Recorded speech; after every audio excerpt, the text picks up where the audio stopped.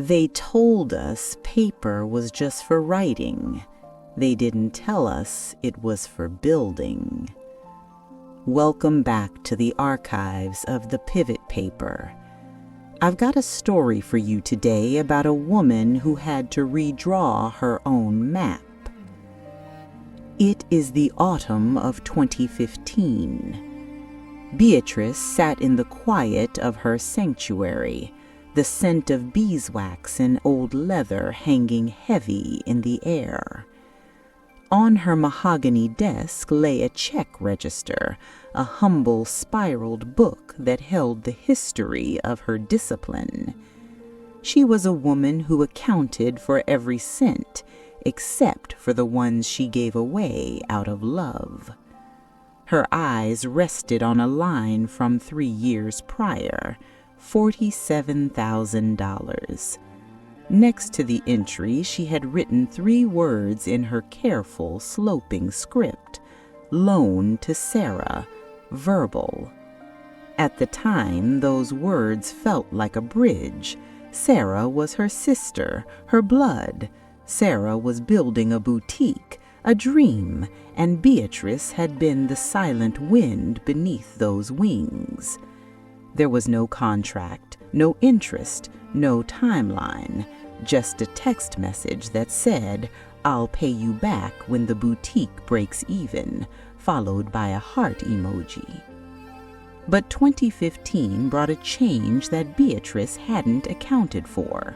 Sarah was getting remarried. The man was pleasant enough, but Beatrice saw the way he looked at Sarah's boutique. He saw it as an asset. He saw the inventory, the lease, and the growing client list as part of his new kingdom. He didn't see Beatrice's $47,000. Why would he? It wasn't on the boutique's balance sheet. It didn't exist in the world of men and law. It was a ghost. Beatrice realized that as Sarah moved toward that altar, her sisterly generosity was being erased. The moment Sarah said, "I do," that $47,000 would become a gift in the eyes of the law, or worse, it would be commingled into a new life where Beatrice was just a guest.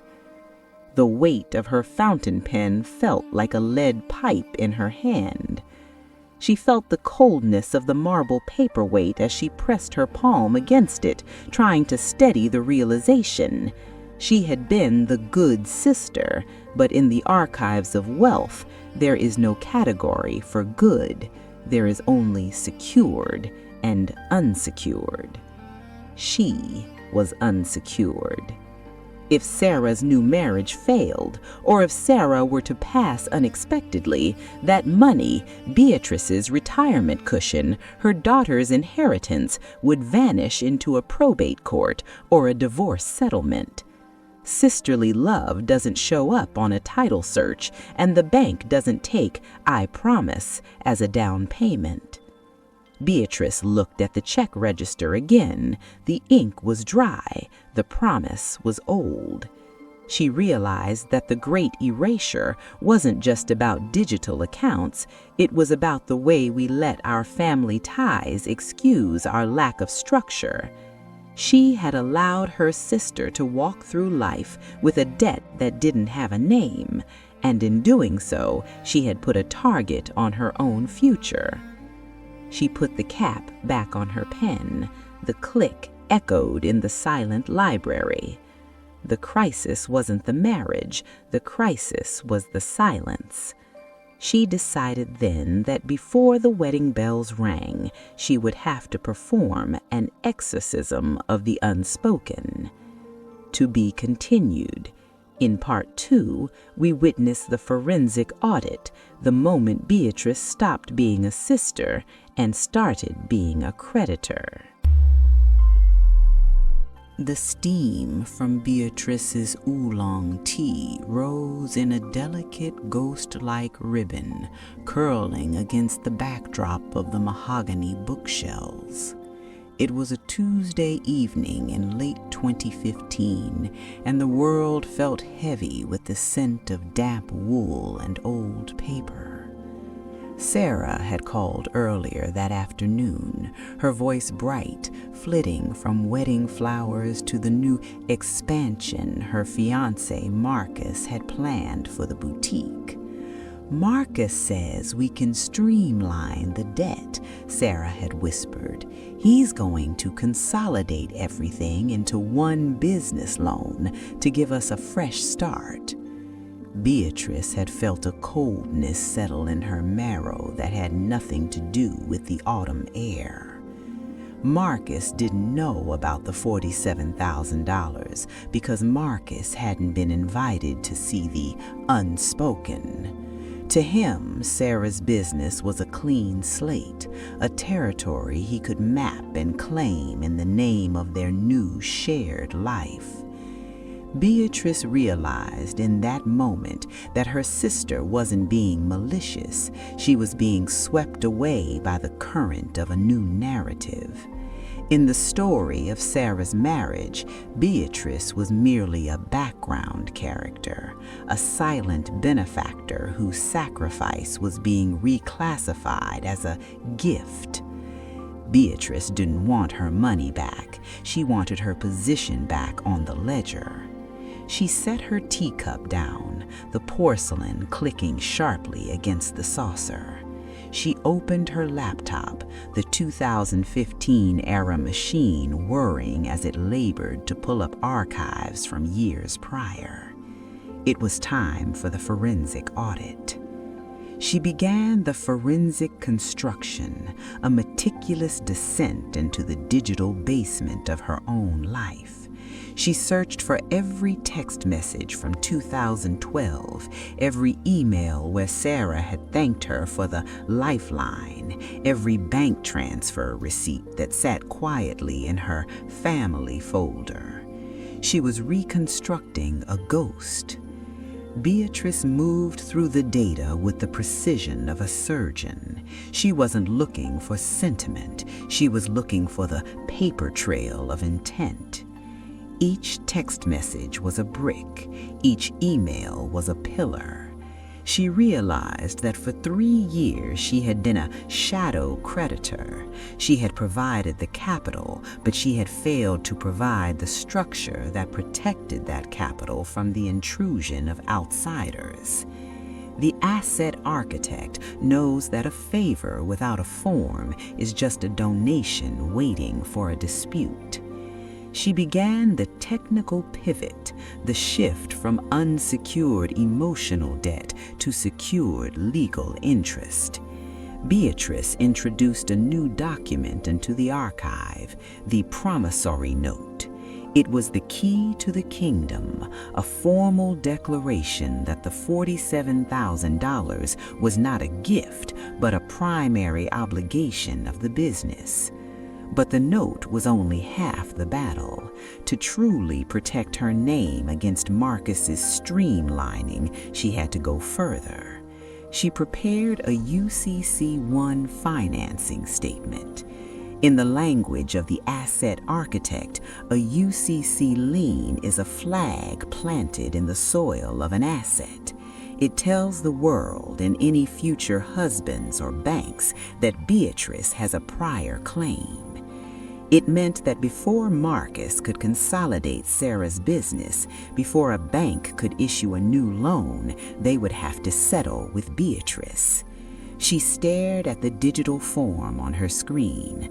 The high contrast of the white background against the dark library made her eyes ache, but her hand was steady as she reached for her heavy silver fountain pen to draft the letter to Sarah.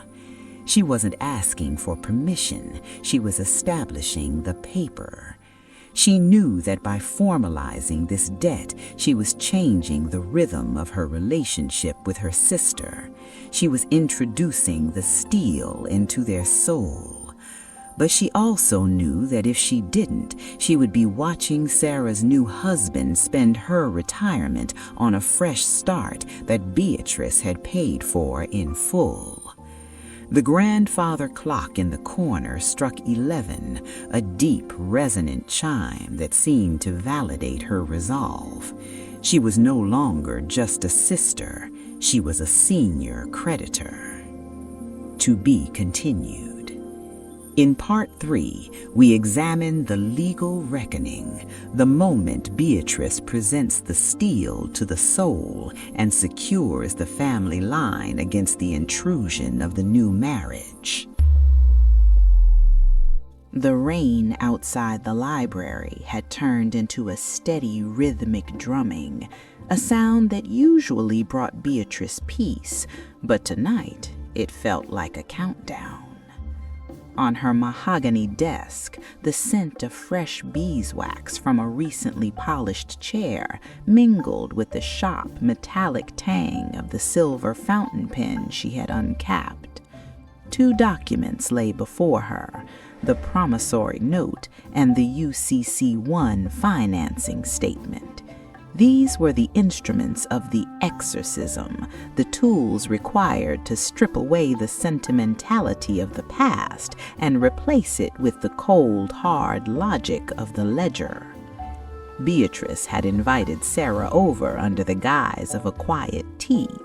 The porcelain cups sat between them, the steam rising in thin, disappearing veils. Sarah was glowing, still talking about the wedding, about Marcus's vision for the boutique, about the new era of their lives. Beatrice waited for a lull in the conversation, a moment where the soul of their sisterhood could withstand the introduction of the steel. "Sarah," Beatrice began, her voice low and intentionally slow, "I am happy for your new beginning, truly, but a house built on a fractured foundation cannot stand.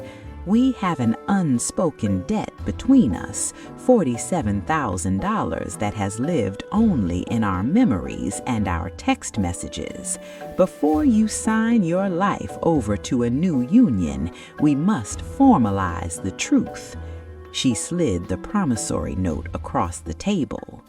The silence that followed was heavy, audible. Sarah's eyes moved from the paper to Beatrice's face, looking for a hint of a joke, a sign of the old Beatrice who would never let business touch the dinner table. She found only the architect. "I am not asking for the money today," Beatrice continued, her tone precise and clinical. "I am documenting that it exists. This note outlines the repayment schedule, the interest, modest as it is, and the recognition that this was a loan of capital, not a gift of grace." This was the exorcism. Beatrice was detaching her sister's business from her own charity. She was forcing the boutique to stand on its own feet as a debtor.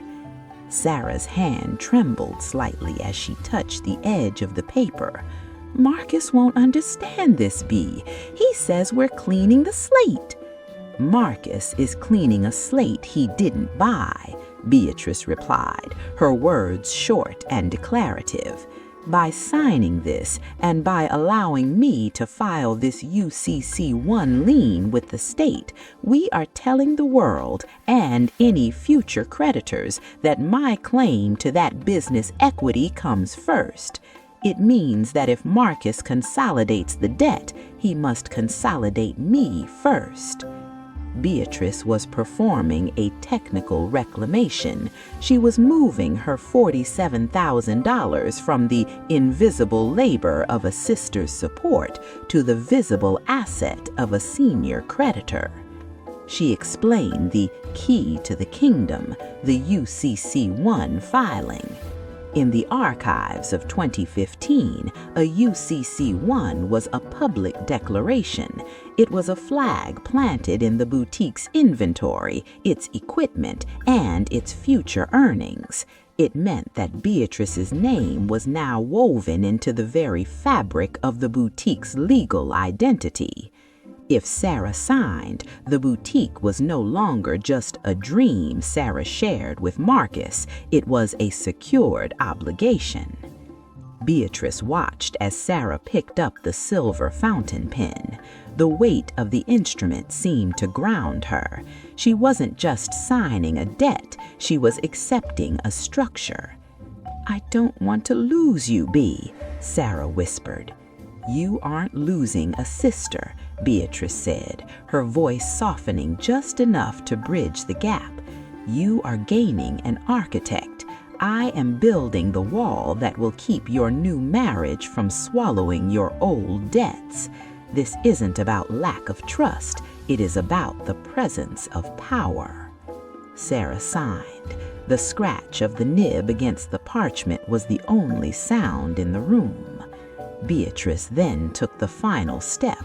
She didn't just stop at the business, she integrated the repayment terms into both of their estate documents. If Beatrice were to pass, the debt would be owed to her estate, to her daughter. If Sarah were to pass, the debt would be satisfied before any spousal claims could be made by Marcus. She had built a vault that even a wedding ring couldn't pick. The documents were no longer just paper, they were a fortress. The unspoken had been rendered into documented authority. As Sarah left, the rain had slowed to a mist. Beatrice sat back in her chair, the coldness of the marble paperweight now feeling like a solid, comforting truth under her hand. She had secured the line, she had hardened the ghost. But a secured debt is only the beginning of a sovereign life. Now that the wall was built, Beatrice had to decide what she was going to do with the territory she had just reclaimed. To be continued. In Part 4, we witness the final legacy, the moment the architect realizes that formalizing love isn't just about the money, it's about the sovereignty of the soul. The winter of 2015 arrived with a sharp, crystalline clarity.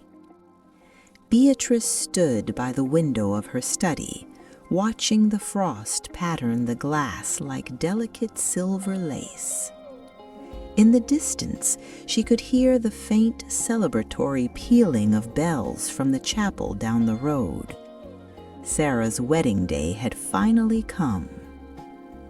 Most people in that chapel saw a union of hearts.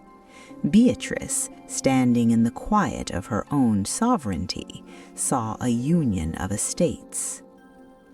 She felt a profound sense of peace, not the fleeting peace of an ignored problem, but the heavy, structural peace of a settled account. On the mahogany desk sat the final executed copy of the promissory note, stamped and filed. Beside it was the confirmation of her UCC-1 lien. She had done more than just fix a loan. She had established a precedent for her entire bloodline. She had taught her sister that love is not an excuse for disorder, and she had taught herself that her generosity had a name, a value, and a boundary. The victory wasn't in the money itself, though $47,000 is a significant sum to leave to the winds of chance. The victory was in the intergenerational mindset. Beatrice realized that by formalizing this debt, she had protected her daughter's future inheritance from a man she barely knew. She had ensured that the family capital would not be eroded by the shifting tides of new marriages or outside business failures. She had moved from the shadow creditor to the senior secured party. The asset architect knows that we do not build for the days when things go right. We build for the days when things go wrong, for the sudden illnesses, the unexpected divorces, and the quiet betrayals of memory. Beatrice picked up her heavy silver fountain pen one last time and placed it back in its velvet-lined case. The click of the box was final. She had exorcised the ghost of the verbal promise. She had replaced a heart emoji with a holographic signature. As she prepared to leave for the reception, she looked at the reflection of her study in the darkening window. The old books, the ticking clock, the scent of beeswax, it all felt more secure now. The walls were thicker. The foundation was deeper.